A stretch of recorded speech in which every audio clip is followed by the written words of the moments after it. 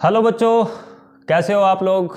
फिर से आपके सामने हाजिर हो गए हैं एक नए वीडियो के साथ और वही प्रीवियस क्वेश्चन आपके लिए लेकर आ गए हैं। पिछले वीडियो में आप लोगों ने बहुत सारा प्यार दिखाया है, ऐसे बनाए रखें, आपके लिए नए नए वीडियो लेकर आते रहेंगे। आज हम फिर से शुरुआत कर रहे हैं वही प्रीवियस क्वेश्चंस की।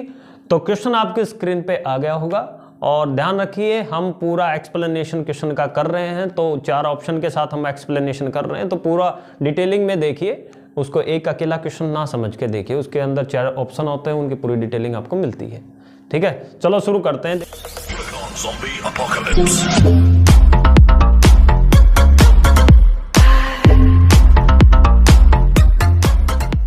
देखिए आपकी स्क्रीन पे क्वेश्चन आ गया होगा, ध्यान से। पहला क्वेश्चन है, जल का क्वथनांक क्या होता है। देखिए भाई, जल का क्वथनांक क्या होगा। हम बात कर रहे हैं जल की, जल का क्वथनांक।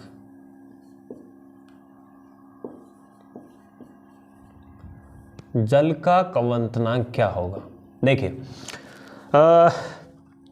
जल के क्वथनांक में ऑप्शंस आपको मिल रहे हैं 75 डिग्री सेल्सियस, 85 डिग्री सेल्सियस, और इसके साथ मिल रहा है 80 डिग्री सेल्सियस और 100 डिग्री सेल्सियस। ठीक है, ये देखिए, तो आपको बताना है कि जल का क्वथनांक क्या होगा इनमें से। जल का क्वथनांक क्या होगा इनमें से। तो क्वथनांक का मतलब है कि ऐसा तापमान जिस पे कोई भी चीज़ मतलब पानी की बात कर रहे हैं तो पानी उबलना शुरू कर देता है। पानी उबलता है, उसका वो गर्म हो जाता है, उबलना शुरू कर देता है, उस टेम्परेचर को कहते हैं। और इसका राइट आंसर रहेगा 100 डिग्री। 100 डिग्री पे पानी जो होता है उबलना शुरू कर देता है, उबलना शुरू करता है। ये है इसका राइट आंसर, 100 डिग्री 100। तो क्वथनांक क्या होता है, जिस पर पानी उबलना शुरू कर देता है, या कोई भी चीज़ है वो उसका क्वथनांक कहलाएगा जिस पे वो गर्म हो जाता है, उबलना शुरू कर देता है। तो राइट आंसर है 100 डिग्री। दूसरा क्वेश्चन देखिए, आपकी स्क्रीन पे आ गया होगा। प्रत्येक क्रिया का एक प्रतिक्रिया होता है। प्रत्येक क्रिया का एक प्रतिक्रिया होता है। आपके स्क्रीन पे देखो, प्रत्येक क्रिया का एक प्रतिक्रिया होता है, विपरीत प्रतिक्रिया बोलते हैं उसको। प्रत्येक क्रिया का, कोई क्रिया है प्रत्येक क्रिया और उसका विपरीत प्रतिक्रिया, विपरीत प्रतिक्रिया होगी। तो किसी क्रिया का विपरीत प्रतिक्रिया होता है, उस नियम को क्या कहते हैं, उस नियम को क्या कहते हैं। देखिए, तो हम कहते हैं उस क्रिया, उसमें आपको ऑप्शन मिल रहे होंगे प्रथम, द्वितीय, तृतीय और चतुर्थ। ये देखो, इनमें से ऑप्शन आपको मिल रहे होंगे ना। तो आप देखें, इसका राइट आंसर तो रहेगा तृतीय। देखिए, तृतीय राइट आंसर रहेगा। लेकिन इस तृतीय से आप क्या समझते हैं, ये न्यूटन का तीसरा नियम है, न्यूटन्स थर्ड लॉ। आसान भाषा में समझो, न्यूटन का तीसरा नियम। न्यूटन साहब ने 3 नियम दिए थे, पहला, दूसरा, तीसरा। तो प्रथम नियम में उन्होंने क्या कहा, ये गति के नियम है सारे, गति के। तो गति के पहले नियम में क्या कहा न्यूटन साहब ने, उन्होंने ये कहा कि अगर किसी वस्तु पर, कोई वस्तु है जैसे ये वस्तु है, इस पे बाहर से बल ना लगे, बाहरी बल ना लगे। अगर बाहर से बल नहीं लगता है ना इस पे, कोई भी वस्तु है अगर उस पे बाहर से बल नहीं लगेगा, बाहर से बल नहीं लगेगा तो इसकी अवस्था बदलेगी नहीं। रेस्ट पे है, विराम है तो विराम में रहेगी, गति है तो गति में रहेगी। बस सिंपल, बहुत ज़्यादा। पहले नियम में क्या है, आराम में है तो वो आराम की अवस्था में, अगर वो चल रही है गति की अवस्था में तो वो चलती रहेगी। ये पहले नियम का। और दूसरे नियम में क्या हो जाएगा, दूसरा नियम और भी आसान, उसमें सिर्फ ये है कि जहां बाहरी बल नहीं लग रहा है वहां पर बाहरी बल लगेगा। ठीक है, बाहर से बल लगते ही उसकी अवस्था में क्या आ जाएगा, बदलाव। क्या आ जाएगा बच्चों, बदलाव आ जाएगा। बदलाव का मतलब क्या हो गया, वो रेस्ट में थी तो वो चलना शुरू कर देती है, चल रही है तो रुक जाएगी, बस इतना सा। और दूसरे नियम का है, ठीक है, ये mv के बराबर होता है बच्चों। ठीक है, ये होगा। और तीसरे नियम का हमने कर ही लिया कि प्रत्येक एक्शन का एक विपरीत दिशा में प्रतिक्रिया होता है। जैसे अगर आप किसी को खींच रहे हैं तो दूसरी तरफ से भी उसके ऊपर बल लग रहा होगा, वो अपने आप को अपनी ओरिजिनल पोजीशन में बनाए रखने की कोशिश करेगा।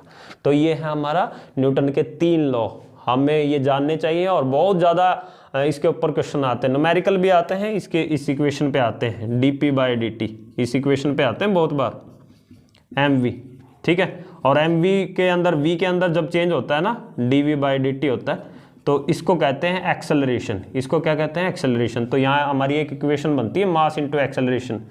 तो इस इक्वेशन, न्यूटन का दूसरा नियम है, बहुत ज़्यादा जरूरी है।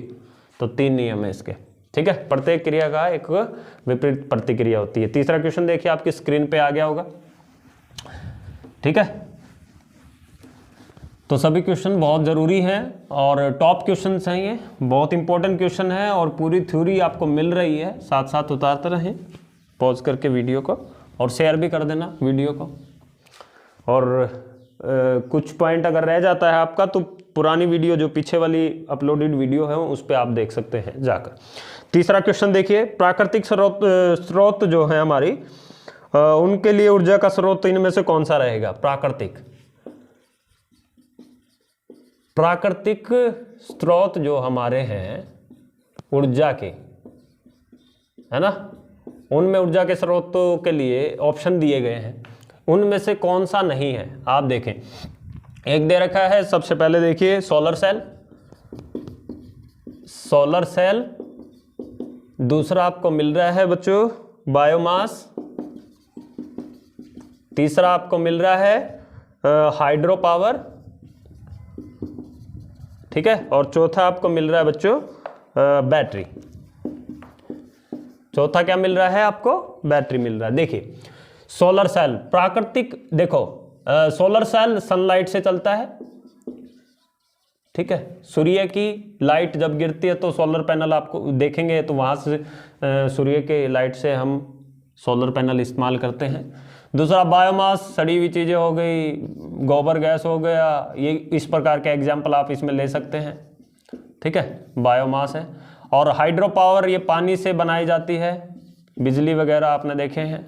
तो बैटरी जो है ये है केमिकल चेंज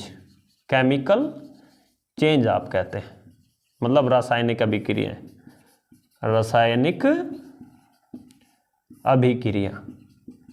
ये रासायनिक अभिक्रिया से होता है, ठीक है।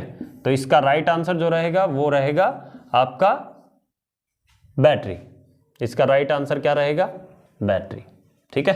तो 4 प्रकार की एनर्जी के सोर्स आप देख रहे हैं। तो ये जो सोर्स है ये सिर्फ रासायनिक अभिक्रिया से है, बाकी पानी की सहायता से, सड़ी हुई चीज़ें, सनलाइट से, प्राकृतिक हमारे पास जो सोर्स मौजूद हैं उनकी हेल्प से हम लाइट बना रहे हैं, तो ऊर्जा ले रहे हैं, सिर्फ बैटरी को छोड़ के। बैटरी केमिकल अभिक्रिया से आपको एनर्जी दे रही है, ठीक है। अगला क्वेश्चन आपकी स्क्रीन पे है, देखिए आराम से क्वेश्चन करते चलेंगे धीरे धीरे और आपका तैयारी अच्छी हो जाएगी। हम धीरे धीरे कोई कमी नहीं छोड़ेंगे, ठीक है। देखिए अगला क्वेश्चन आपकी स्क्रीन पे आ गया होगा, इनमें से कौन सी राशि अदिश राशि है? इनमें से कौन सी राशि अदिश राशि है? अदिश राशि कौन सी है? ऑप्शन आपके सामने है, आयतन है बच्चों, और आयतन के साथ है बल, वेग, ठीक है, और एक त्वरण। ये आपके पास ऑप्शंस हैं। तो आप देखेंगे अदिश राशि, तो अदिश राशि कौन सी राशि होती है? जिसके अंदर मैग्नीट्यूड होता है, डायरेक्शन नहीं होती। देखिए बल होता है फोर्स, और फोर्स एक सदिश राशि होती है। वेग, वेलोसिटी जिसको आप बोलते हैं, ये भी एक सदिश राशि होती है, क्योंकि इसके पास भी दिशा होती है और परिमाण भी होता है। परिमाण और दिशा होना जरूरी है, ठीक है, परिमाण भी हो दिशा भी हो। त्वरण है, एक्सेलरेशन कहते हैं बच्चों, तो ये भी क्या होती है? एक सदिश राशि होती है। तो बच गया कौन सा? आयतन। तो नॉर्मली आप सामान्य भाषा में भी अगर देखेंगे तो आयतन का कोई भी डायरेक्शन नहीं होता, ठीक है, तो इसलिए इसको अदिश राशि बोला गया, ठीक है। अदिश राशि वो होती है जिसमें परिमाण तो होता है, मतलब मैग्नीट्यूड होता है, लेकिन इसमें क्या नहीं होती है, दिशा नहीं होती है बच्चों। ठीक है, इस प्रकार से आप समझ सकते हैं। ठीक है, इसका राइट आंसर क्या रहेगा, आयतन, ऑप्शन नंबर ए इसका राइट आंसर है। ठीक है, अगला क्वेश्चन आपकी स्क्रीन पे आ गया होगा, ध्यान से देखें। ठीक है, वीडियो शेयर करें, चैनल को सब्सक्राइब करते रहें। अगला क्वेश्चन, सफेद कोयला कौन सा होता है इनमें से? ऑप्शंस है सफेद कोयला, देखो सफेद कोयला। ठीक है, कोयला तो काला सुना है सर, सफेद तो सुना ही नहीं। देखो आज बताते हैं क्या है। देखो ऑप्शंस देखें, हीरा, यूरेनियम, ठीक है, हीरा, यूरेनियम, जल विद्युत, ये आपको ऑप्शंस मिल रहे होंगे, और एक है वार्प। ठीक है, तो ऊर्जा का एक स्रोत है ये सारे, इनमें से ये सबसे कठोर है, ये भी कई बार पूछा जाता है सबसे कठोर। ठीक है, यूरेनियम ऊर्जा के लिए इस्तेमाल किया जाने वाला पदार्थ है। और जल विद्युत आपको पता है हमारे घरों में इस्तेमाल होता है, पानी से पैदा की गई इलेक्ट्रिसिटी।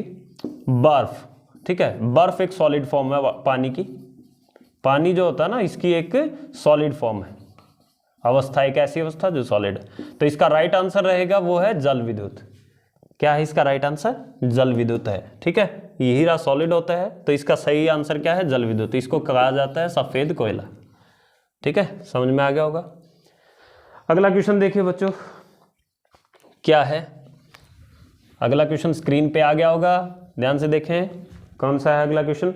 न्यूटन का गति का प्रथम नियम, न्यूटन साहब है ना, न्यूटन का गति का पहला नियम अभी पढ़ के गए हैं, लेकिन फिर भी रिवाइज हो जाएगा, कोई बात नहीं। गति का पहला नियम, ठीक है, पहला देखिए ऑप्शंस आपको अलग अलग तरीके से मिलेंगे, देखना। ऊर्जा की, कार्य की, गति की, इनमें से किसका ऑप्शन नहीं है? ऊर्जा का, कार्य का, गति का और जड़त्व का। जड़ता कहते हैं, जड़ता, जड़त्व एक ही बात है। देखो न्यूटन ने बहुत सारे अलग अलग नियम दिए। पहले नियम उन्होंने कहा कि किसी भी वस्तु पे कोई बल नहीं लगे, अभी पढ़ के गए हैं, कोई बल ना लगे तो उसमें कोई भी परिवर्तन नहीं होगा, ना तो वो गति में रहेगी ना वो मोशन में। मोशन वाली चीज़ मोशन में रहती है, गति वाली चीज़ गति में रहती है, पहला नियम ये। तो आप देखें अगर ऐसी कोई अवस्था आती है तो उसमें सिर्फ जड़त्व ही काम आएगा। जड़त्व मतलब इनर्शिया कहते हैं इसको अंग्रेजी में, मतलब ये वस्तु की खुद का गुण होता है, वस्तु का, जो वस्तु है ना उसका खुद का गुण है। ये क्या है? ये खुद का गुण कि उसमें जो बदलाव होगा ना, उस बदलाव का क्या करेगा वो खुद ही, वो वस्तु क्या करेगी? विरोध करेगी।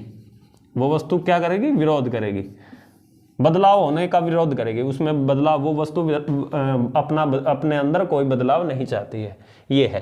ठीक है, कर लोगे? ऊर्जा नहीं होगा, इसका कार्य भी नहीं है, गति भी नहीं है, इसका जड़ता, इसका जड़त्व का नियम भी कहते हैं, इसलिए इसको जड़त्व का नियम भी बोला जाता है बच्चों। आया समझ में? जड़त्व का नियम, गैलीलियो का नियम, Newton first law of motion भी कहा जाता है। इसका राइट आंसर है जड़ता का नियम। अगला क्वेश्चन देखें क्या है। अगला क्वेश्चन आपकी स्क्रीन पे आ गया होगा बच्चों, देखो देखिए, बार किसकी इकाई है? बार किसकी इकाई है?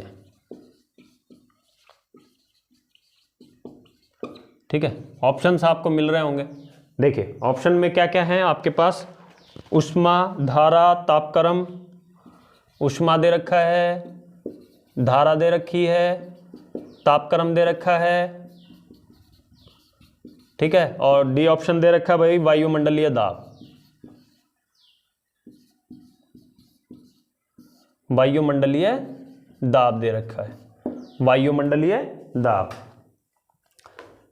देखिए बार किसकी इकाई होती है? वैसे तो बार को आप देखेंगे तो बार एग्जैक्टली आप देखें तो ये एसआई यूनिट नहीं होती बार कभी भी। ठीक है, बार एसआई यूनिट नहीं होती है, ये एसआई यूनिट नहीं होती है भाई। ठीक है, क्योंकि एसआई यूनिट जो दाब होता है ना, वो दाब जो है इसका राइट आंसर है वायुमंडलीय दाब, एटमॉस्फेरिक प्रेशर। जो दाब होती है उसकी एसआई यूनिट क्या होती है? पास्कल, पास्कल होती है। ठीक है, क्या होती है? पास्कल होती है। तो एक बार जो है वो 10 की पावर 5 पास्कल के बराबर होती है, कुछ इस प्रकार से। तो ये एसआई यूनिट तो होती नहीं है, बट मेजर किया जाता है इसको इस प्रकार से। ठीक है, तापक्रम, तापमान में जो बदलाव आता है ना, बदलाव मतलब जो तापमान है, ताप जो होता है वो चढ़ता है, उतरता है। ठीक है, मतलब बदलाव जो आता है तापक्रम कहते हैं उसको। ठीक है, धारा का आपको पता है इलेक्ट्रिसिटी से जुड़ा हुआ है, और एसआई यूनिट होती है इलेक्ट्रिसिटी की एम्पियर। क्या होती है बच्चों? एम्पियर। ठीक है, और उष्मा को कहते हैं हीट, और हीट फॉर्म ऑफ एनर्जी है जिसकी एसआई यूनिट होती है जूल। ठीक है, ऐसे मेजर किया जा सकता है। ठीक है, तो बार का जो राइट आंसर है वो क्या रहेगा? वायुमंडलीय दाब, और पास्कल इसकी एसआई यूनिट होगी। कर लोगे? तो ये है। ठीक है, तो अगला क्वेश्चन और देखिए, आपकी स्क्रीन पे आ गया होगा। अगला क्वेश्चन आपकी स्क्रीन पे बच्चों क्या है? अगला क्वेश्चन ध्यान से देखें क्या है। देखिए अगला क्वेश्चन देखें, द्रव सभी दिशाओं में बराबर मात्रा में दबाव लगाता है, बल लगाता है, दबाव। ठीक है, जो द्रव होता है,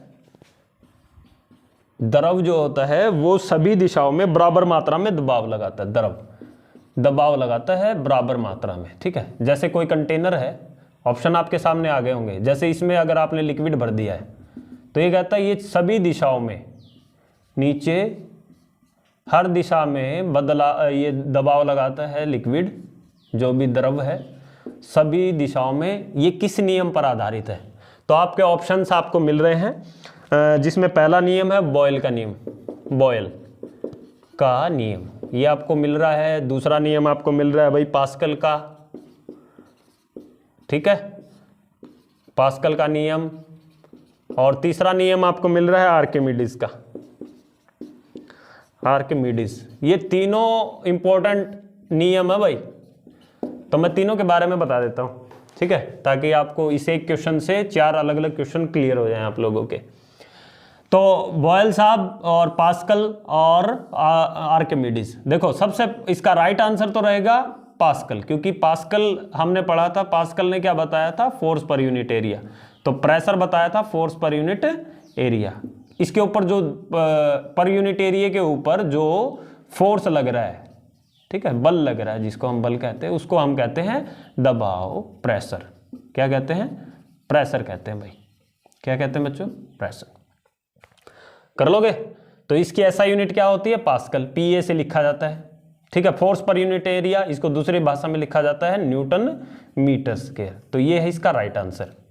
ठीक है, अब बॉयल्स के बारे में सुन लो। ये गैसों से जुड़ा एक नियम होता है, गैसों से जुड़ा हुआ नियम होता है। आर्किमिडीज ने क्या बताया था? उत्प्लावन का नियम। क्या बताया था? उत्प्लावन का नियम बताया था बच्चों। ठीक है, उत्प्लावन का नियम बताया था। समझ में आया?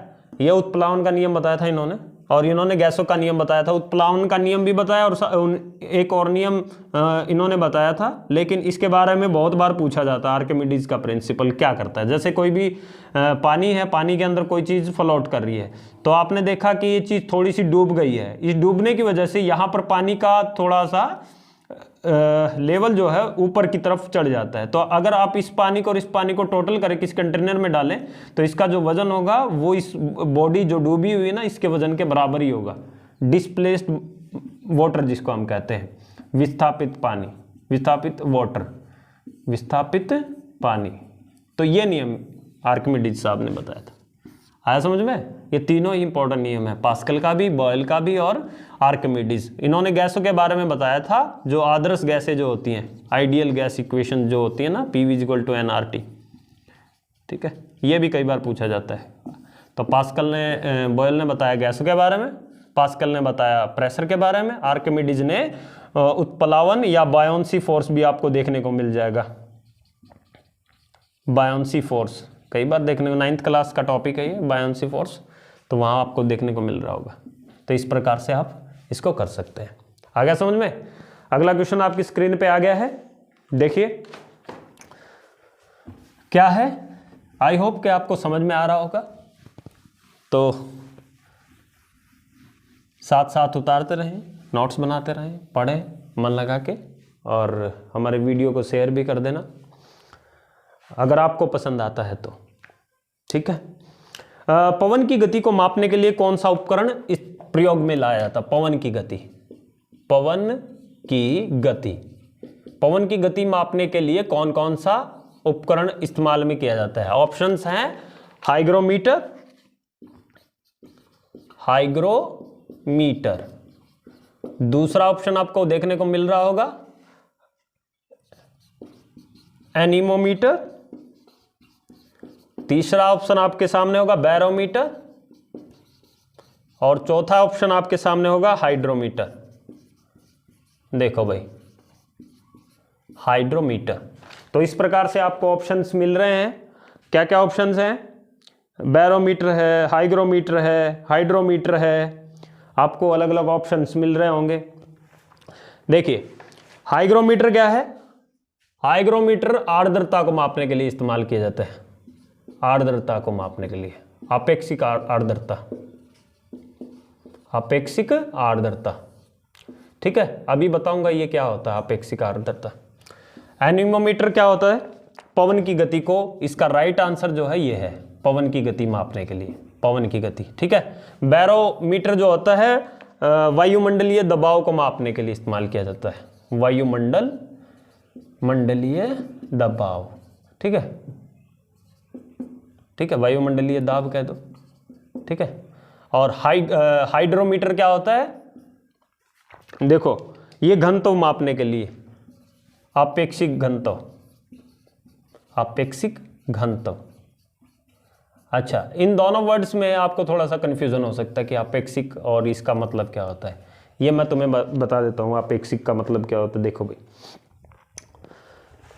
इसको कहते हैं रिलेटिव, रिलेटिव, ठीक है। आपेक्षिक का मतलब क्या होता है? रिलेटिव। अच्छा, ये क्या क्यों इस्तेमाल किया जाता है? देखो, किसी भी वस्तु का खुद का अपना घनत्व होता है, खुद का अपना तापमान होता है, खुद की अपनी आर्द्रता होती है, खुद की अपनी एक नमी होती है। हर एक चीज की अपनी एक आर्द्रता और नमी होती है कि नहीं? होती है ना? तो खुद की आर्द्रता और नमी होती है। देखो, इसकी खुद की आर्द्रता होगी, जैसे पानी की अगर बात करें, जैसे मान लो पानी है ना, पानी का खुद का एक नमी होगा और वस्तु का खुद का एक नमी होता है, तो वो खुद के नमी है ना, और फिर बाद में उसका टेम्परेचर में उतार चढ़ाव किया हम लोगों ने, थोड़ा सा उतार चढ़ाव हम टेम्परेचर में थोड़ा सा कर दें, तो उस टेम्परेचर की वजह से वो मैक्सिमम कितनी नमी सोख सकती है, मैक्सिमम कितनी नमी सोख लेगी। तो जैसे पानी ने किया या किसी भी चीज़ ने किया, उसमें कुछ नमी थी, है ना, और उसके बाद हमने उसमें टेम्परेचर में बदलाव किया और देखा कि भाई उसने कितनी और मैक्सिमम नमी उसने अपने अंदर सोख ली, उसके बाद उसकी आर्द्रता क्या रही। तो उनके बीच में जो रिलेशन होता है, उनका जो रेशो होगा ना, उसको कहा जाता है आपेक्षिक आर्द्रता, रिलेटिव आर्द्रता जो उसको बोलते हैं हम लोग, ठीक है। ये होता है रिलेटिव डेंसिटी बोलते हैं बेटा इसको, रिलेटिव डेंसिटी, घनत्व मतलब डेंसिटी। इस प्रकार से आप कर सकते हैं। इसका राइट आंसर क्या रहेगा? एनीमोमीटर। पवन की गति को मापा जाता है एनीमोमीटर से। कर लोगे? ठीक है। अच्छा बच्चों, मिलते हैं अगले वीडियो में। अगर आपको हमारा वीडियो पसंद आया है तो प्लीज़ सब्सक्राइब जरूर करना भाई, ठीक है। शेयर भी करना, सब्सक्राइब भी करना, ताकि आपके लिए नए वीडियो लेकर आ सकें, ठीक है। अगर पसंद आता है तो ज़रूर ऐसा करना, और आपके लिए नए टॉपिक भी लेकर आएंगे। तो मिलते हैं अगले वीडियो में एक नई उम्मीद के साथ। Till that time, take care.